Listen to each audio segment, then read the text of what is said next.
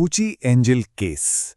ऊपर से देखने पर ये बस एक स्कैंडल लगता है, लेकिन क्या हो अगर ये एक बहुत गहरी, बहुत ही खतरनाक साजिश का सिर्फ एक छोटा सा हिस्सा हो। तो चलिए इस काल्पनिक बहस में उतरते हैं और देखते हैं कि सच की कितनी परतें हैं। इस पूरे मामले को समझने के लिए सबसे पहला और सबसे बड़ा सवाल यही उठता है, आखिर किसी एक इंसान का पर्सनल सीक्रेट पूरे देश की सिक्योरिटी के लिए खतरा कैसे बन सकता है? यही सवाल इस पूरी कहानी के सेंटर में है। तो इस सवाल का जवाब हमें मिलता है एक ऐसे इंसान से जो इस पूरे स्कैंडल के बीचों बीच खड़ा था, एक राजनेता जिसका एक बहुत गहरा राज था। इस कहानी के मेन प्लेयर्स कौन हैं? सबसे पहले के सॉन, जो एक पॉलिटिशियन है। फिर है पीई, एक मैनेजर जिसके पास बहुत से राज थे।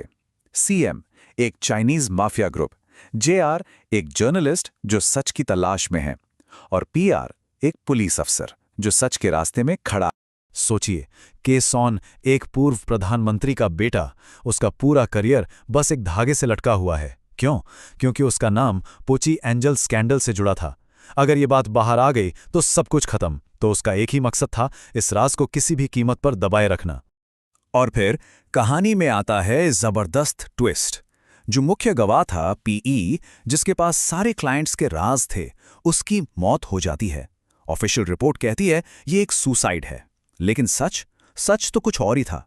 ये असल में सीएम ग्रुप का काम था, एक सोची समझी हत्या जिसे सुसाइड का रूप दे दिया गया, सिर्फ सिचुएशन को कंट्रोल करने के लिए। तो अब कहानी का दूसरा फेज शुरू होता है, जहां एक पत्रकार की इन्वेस्टिगेशन एक बहुत गहरी साजिश का पर्दाफाश करना शुरू कर देती है। यहीं पर एंट्री होती है जर्नलिस्ट जेआर की। वो ठान लेता है कि इस केस की तह तक जाकर रहेगा। वो कड़ियां जोड़ने लगता है। राजनेता के सोन, पीई की वो संदिग्ध आत्महत्या और इन सब के पीछे एक विदेशी ताकत। उसे पूरा यकीन था कि यह मामला सिर्फ एक सुसाइड से कहीं ज्यादा बड़ा है। और यही वो पॉइंट था जहां जेआर की सोच बाकियों से बिल्कुल अलग थी। वो समझ गया था कि जब तक इस मौत को सुसाइड की तरह देखा जाएगा, असली वजह तक पहुंचना नामुमकिन है। सच को बाहर लाने के लिए एक बिल्कुल नया नजरिया चाहिए था। और जैसे जैसे वो जांच में आगे बढ़ता है, उसे एक से बढ़कर एक शॉकिंग सबूत मिलते हैं। फिजिकल एविडेंस साफ इशारा करते हैं कि पीई की मौत में किसी और का हाथ था। क्लाइंट लिस्ट में केसॉन का नाम सीधे सीधे था। और फिर एक पैटर्न सामने आता है, ऑर्गेनाइज्ड क्राइम पॉलिटिकल पावर को टारगेट कर रहा था। लेकिन सबसे बड़ा खुलासा, इस पूरे ऑपरेशन की फंडिंग के तार सीधे चीन की सरकार से जुड़े थे। अब हम कहानी की तीसरी और शायद सबसे खतरनाक परत में घुस रहे हैं, जहां सरकारी ताकतें खुद सच को दफनाने के लिए काम करती हैं। लेकिन जैसे ही जेआर सच के करीब पहुंचता है, उसके सामने एक दीवार खड़ी कर दी जाती है। पुलिस अधिकारी पीआर, वो उसकी जांच में रुकावटें डालने लगता है। बहाना, चीन के साथ देश के रिश्ते और पॉलिटिकल रिस्क। तो यहां पर दो मकसद आमने सामने थे, बिल्कुल ऑपोजिट। एक तरफ था जेआर, जो सच को बाहर लाना चाहता था, इंसाफ चाहता था, और दूसरी तरफ थी सरकार, जिसका नुमाइंदा पीआर पॉलिटिकल स्टेबिलिटी के नाम पर सच को दबाने के लिए कुछ भी करने को तैयार था। और इस लड़ाई का नतीजा बिल्कुल साफ था। कंट्रोल की ताकत ने सच्चाई को हरा दिया।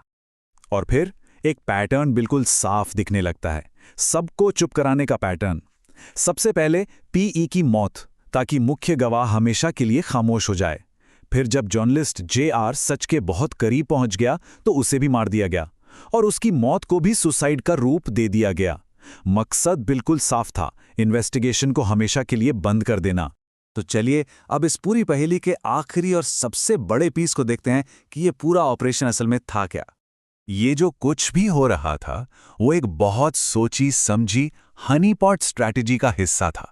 मतलब ये कोई मामूली क्राइम नहीं था, बल्कि एक सोफिस्टिकेटेड, सरकार के सपोर्ट से चलने वाली रणनीति थी। इसमें किसी की पर्सनल कमजोरी, जैसे कोई स्कैंडल, का इस्तेमाल करके उसे ब्लैकमेल किया जाता है, और मकसद होता है किसी दूसरे देश की पॉलिटिक्स पर कंट्रोल हासिल करना। देखिए, ये पूरी कंस्पिरेसी ये 3 लेयर्स में बनी हुई थी। पहली लेयर थी पर्सनल, यानी कि सॉन की अपनी कमजोरी। दूसरी लेयर थी ऑर्गेनाइज्ड, मतलब माफिया का प्रेशर। और तीसरी, सबसे खतरनाक लेयर थी नेशनल, एक विदेशी सरकार की स्ट्रैटेजी। ये तीनों परतें एक दूसरे से पूरी तरह जुड़ी हुई थीं। इसका सीधा मतलब यह है कि यहां कुछ भी अचानक या कोइंसिडेंस से नहीं हुआ था।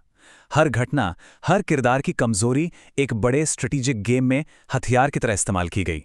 के सोन की कमजोरी, पीई की मौत और जेआर की मौत, ये सब एक ही बड़ी खतरनाक योजना का हिस्सा थे। और ये एक लाइन इस पूरी कहानी का निचोड़ है। जो घटनाएं हमें अलग अलग और पर्सनल लग रही थीं, वो असल में एक बहुत बड़ी ऑर्गेनाइज्ड पावर के मैनिपुलेशन का नतीजा थी। तो आखिर में ये पूरी कहानी हमें एक सवाल के साथ छोड़ जाती है। ठीक है, ये कहानी काल्पनिक है, पर ये हमें सोचने पर मजबूर करती है कि क्या ये असल दुनिया की उन सच्चाइयों की तरफ इशारा कर रही है जिन्हें हम देख नहीं पाते? इसका जवाब सोचने लायक है।